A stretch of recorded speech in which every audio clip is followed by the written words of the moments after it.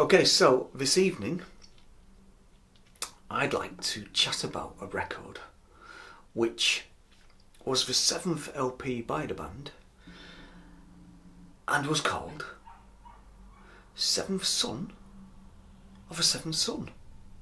Now, why they didn't just call it Seventh Son, I don't know, but they went with Seventh Son of a Seventh Son. It is, of course, Iron Maiden's Seventh Son of a Seventh Son from 1988.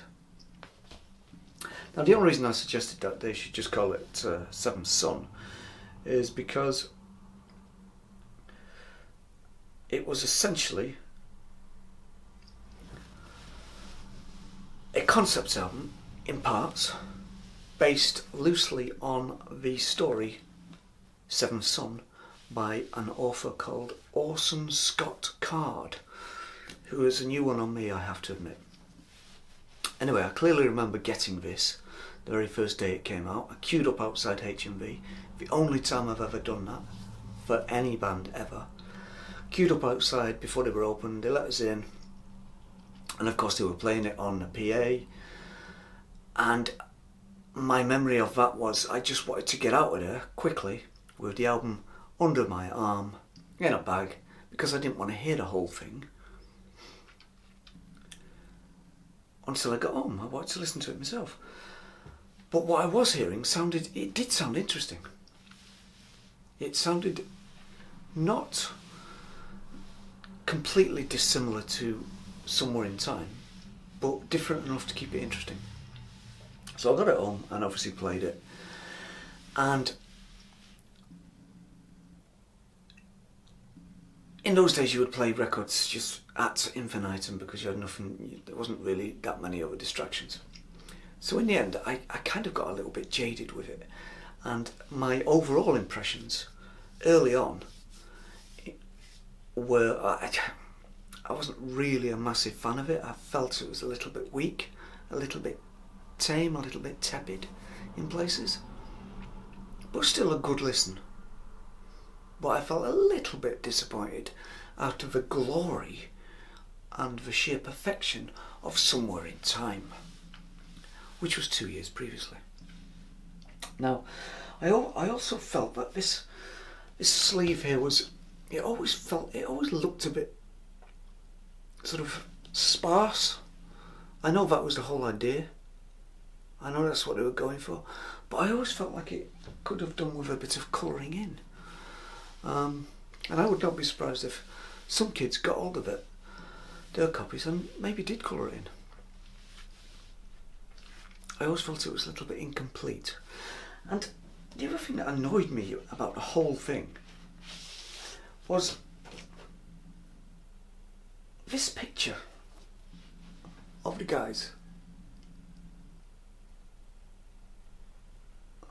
Now, what's with the jumpers? Why would Nick or Matt Brain be wearing a big daft jumper? I remember them jumpers, I had one, and it just made me think, well, it's okay for me to wear it, but not for drummer of Iron Maiden. Petty, I know, but you know, that's the way I felt about it. Anyway, moving along, I was also disappointed by the fact that it was clearly going to be difficult for some of the members, because the writing credits informed you that some of the members were essentially being completely ignored. Although there were a lot of joint compositions on this one.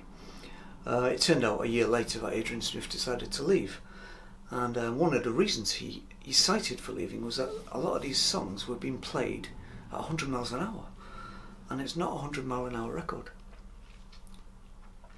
And he was right, because I went to see them in December of that year, I think, December 88, and my abiding memory of that is how fast they played everything. It was almost like they were just tearing through everything just to get it done. But they were still brilliant, obviously. They were young and healthy and nothing like the slow tempo stuff that they're doing now, and how slow they are on stage now. But you know, they're much older now, so that would explain that. Now, how did this do in the charts? Well, it did very, very well, exceptionally well, in this country and Europe. Apparently this is a European sounding record, whatever that means.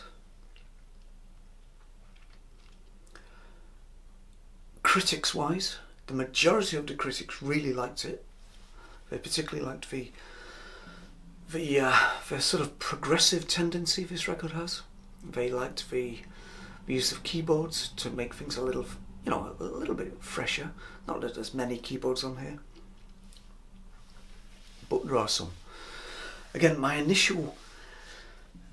it is quite a progressive record. My initial thought was, when I first heard Moonchild, the opening song on side 1, and there's this little acoustic guitar piece by Bruce Dickinson, which also finishes the record as well at the end of side 2. It did put me in mind of Animals by Pink Floyd, just a little bit. Perhaps just for that reason, that you've got these two little pieces that bookend the record. But I will say, over the years, I've come to like this record a hell of a lot more than I did when it first came out. I appreciate it a lot more, and I think the public does as well, and Iron Maiden fans would kill to have a record like this nowadays, instead of this slow, pondering, meandering stuff that they're doing nowadays, which is very progressive, don't get me wrong. But my God, it does go on a bit. And it takes you in some directions which don't really want to. It's just so repetitive at times. It can be really, really repetitive.